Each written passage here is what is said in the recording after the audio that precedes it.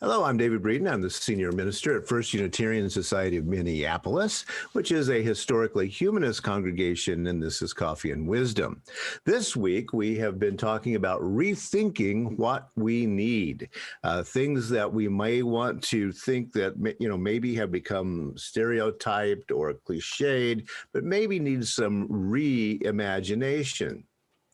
One thing we need to probably figure out as a nation and as people is how do we discuss the issues? The question there is how do we think about the ideas that are part of the national conversation, the local conversation, et cetera?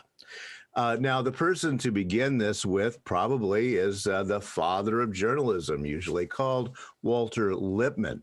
I have here his Liberty and the News from 1920. He lived from 1889 to 1974.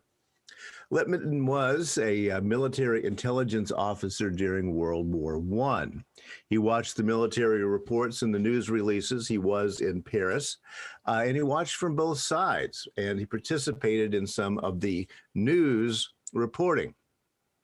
The big example for him was the Battle of Verdun, which was a 10-month-long battle that eventually cost about 700,000 casualties on both sides. And as he watched the reports come in and he read the newspapers, he saw some things happening. One, attacks were reported that did not occur. Then there were attacks that did occur that were not reported. And victories that did not occur were reported, and victories that did not occur were reported. You see the pattern that is beginning to show up here. Casualties that were reported did not occur, and casualties that did occur were not reported. One side often reported events that did not occur. The other side reported those events that did not occur with different results that also did not occur. So what was going on? Lippmann realized that the war was a narrative. It was a story told in such a way as to sustain the preconceptions of the citizens involved in all the nations. All the nations wanted to continue the war and wanted their citizens to be supportive of that effort. And so they were spinning stories that the people had already seen as the reality of the war, even though it actually wasn't the reality at all. Well, in 1922, Walter Lippmann wrote probably the most important of his books called Public Opinion. This comes directly out of his experiences as an intelligence officer in the First World War and how this was being reported. Now, Lippmann's question is very simple. Can the average citizen of democracy comprehend public affairs well enough to make informed decisions? And his answer is no. That's a little bit depressing, but that's the answer from someone who worked. He was even helped Woodrow Wilson write his 14 points. So he was very much involved in the public events of the day. This is a quote from the book. For the most part, we do not first see and then define. We define first and then see. In the great blooming, buzzing confusion of the outer world, we pick out what our culture has already defined for us, and we tend to perceive that which we have picked out in the form stereotype for us by our culture. By the way, Lippmann's book here is where we get the contemporary use of the term stereotyped. We are told about the world before we see it. We imagine most things before we experience them, and those preconceptions, unless education has made us actually aware, govern deeply the whole process of perception. In other words, we see what we already thought we were going to see too often in our reality, and that was what was being reported to people about the Battle of Verdun. The systems of stereotypes may be the core of our personal tradition, the defenses of our position in society. They are an ordered, more or less consistent picture of the world in which our habits, our tastes, our capacities, our comforts, and our hopes have adjusted themselves. So we are comfortable in the stereotypic world in which we already live. We don't want to be removed from those comfortable stereotypes to actually have to think about something. So you see where Lippmann is going with this. They may not be a complete picture of the world, but they are a picture of a possible world to which we are adapted. In that world, people and things have their well-known places and do certain expected things. We feel at home there, we fit in, we are members. And so the question for a journalist is, how do you communicate new ideas, of course, and also you can choose to communicate exactly the things that people already expect. He goes on to say, I cannot find time to do what is expected of me in the theory of democracy. That is, the theory of democracy says to know what is going on and to have an opinion worth expressing on every question which confronts a self-governing community. I simply don't have time to know all of the things that are going on to make wise decisions about them, he says. And we all know that feeling. Many believe that more information makes for better decisions among the electorate. But is this true is the ultimate question of his book, Public Opinion. And Lippmann's answer is no, right? The information that we get does not give us a better idea of how to vote or make wise decisions within a democratic framework. Again, quoting, it is so much easier to talk of poverty than to think of the poor, to argue the rights of capital than to see its results. Pretty soon we come to think of the theories and abstract ideas as things in themselves. We worry about their fate and forget their original content. Again, the poor become a thing that we talk about, an abstraction, a stereotype, rather than dealing with actual poor people. Now, the chief factors limiting access to facts, according to Lippmann. Number one is artificial censorship. That's easy enough to figure out. Nations don't tell everything, and sometimes they tell things a little differently than those things actually happen.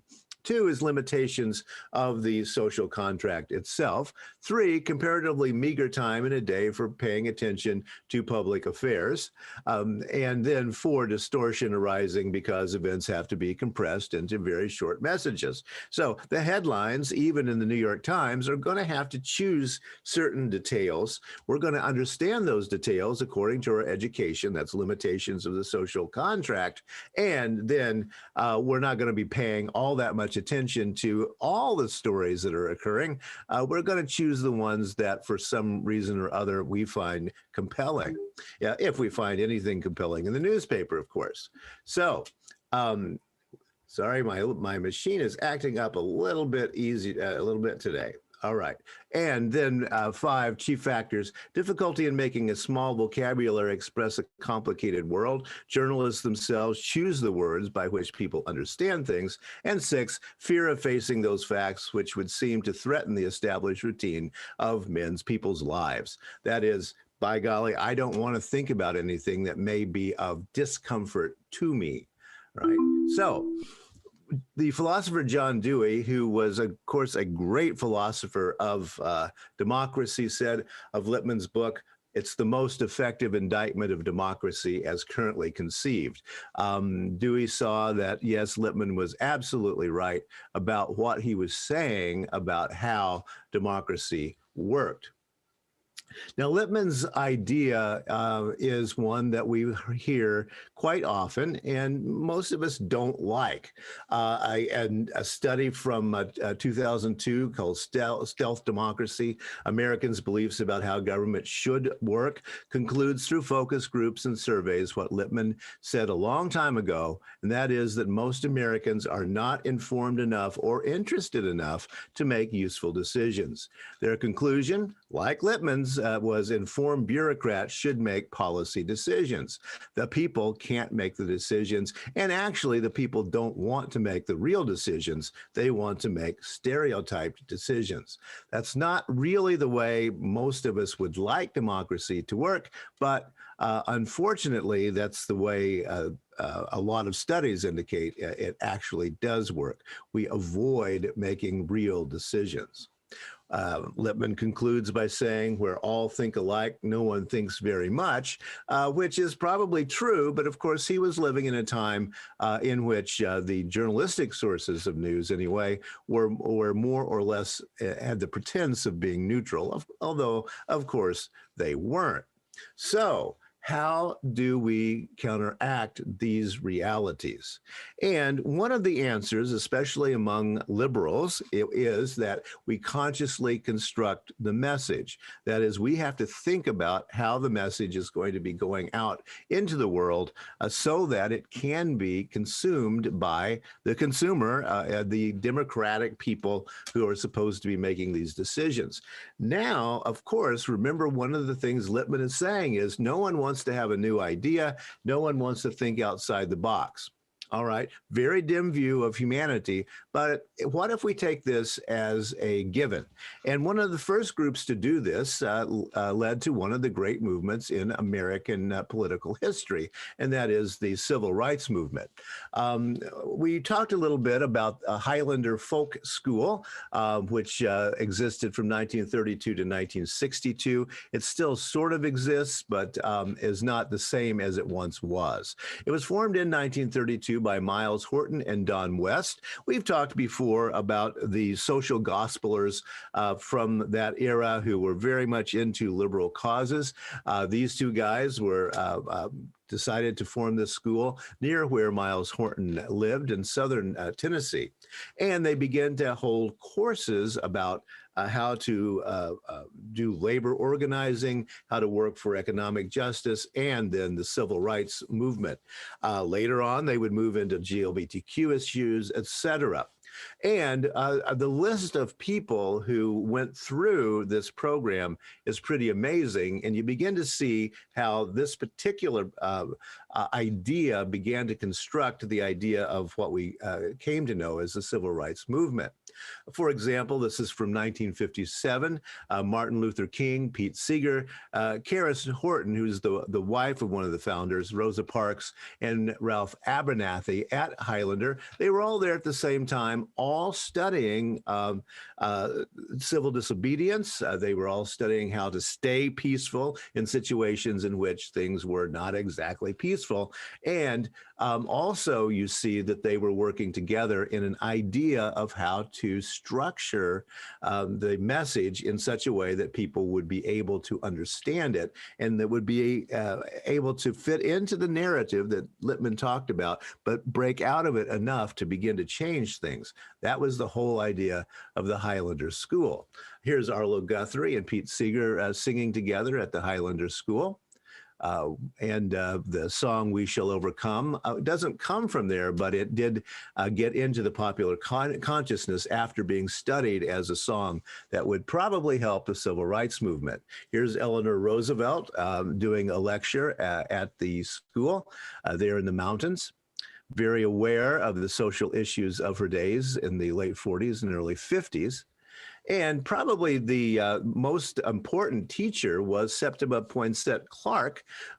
Probably haven't heard of her, but she is called the mother of the movement. She was the one of the teachers at Highlander who was helping to teach the early civil rights people, such as Martin Luther King, how to go about changing the message.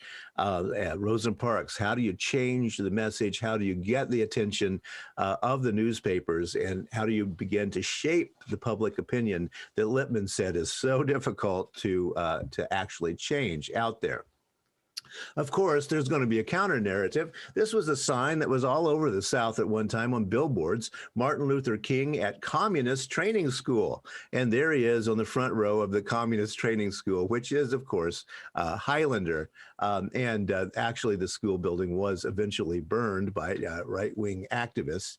But yes, he was indeed at this training school to learn about the ideas that they were deriving from Lippmann's ideas about how to change public policy. And this is probably the main point for us to take away from Lippmann's ideas, which are fairly pessimistic, fairly depressing in the way, what we can never change people's minds. Well, yes, we can. We just have to be very aware of how that message is going out. And Highlander School was one of the groups that were able to perfect that message and begin to change hearts and minds. Thanks for listening. We'll talk some more about that tomorrow. Coffee and Wisdom and our program on Wednesday nights, Bibles and Beer at 7 p.m. are now podcasts that you can pick up on all kinds of sources. Thanks a lot for listening, and we will see you tomorrow. Goodbye.